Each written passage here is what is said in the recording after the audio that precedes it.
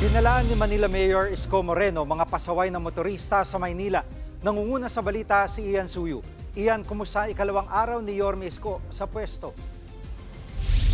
Jiggy, bukod nga sa problema sa basura, isa pang problema ang sumalubong sa pangalawang araw ni Mayor Isko Moreno bilang alkalde ng Maynila. Yan ay ang mga motorista na kung tawagin nga ay kamote riders. At ayon sa kanya, hindi raw nila sasantuhin ang mga ito.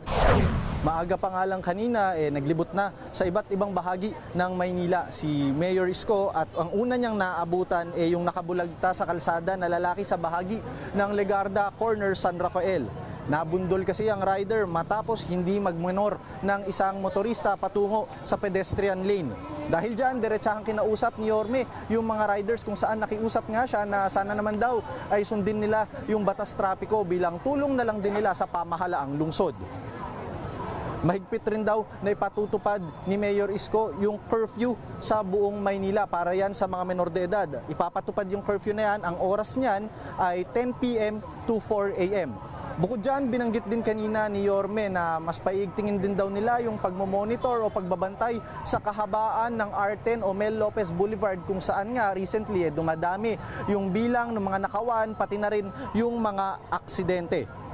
Pagdating naman sa issue ng basura, ayon kay Yorme, nasa 60% na raw yung nahahakot nila mula doon sa kabuuan ng mga nakatambak sa iba't ibang bahagi.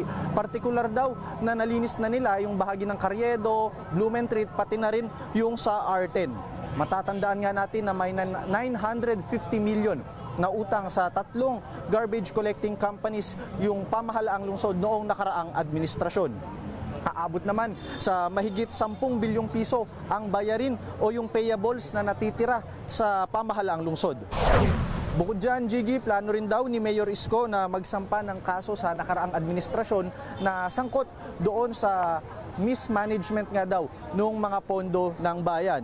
Bukod dyan, susulat rin daw sila sa Meta para makuha nila yung authorization doon sa Manila Public Information Office na Facebook page.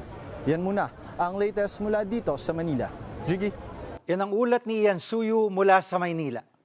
Mga kapatid, Jiggy Manikad po. Pagdating sa mahalagang balita sa loob at labas ng bansa, dapat una sa lahat, mag-follow at mag-subscribe na sa social media pages ng News 5.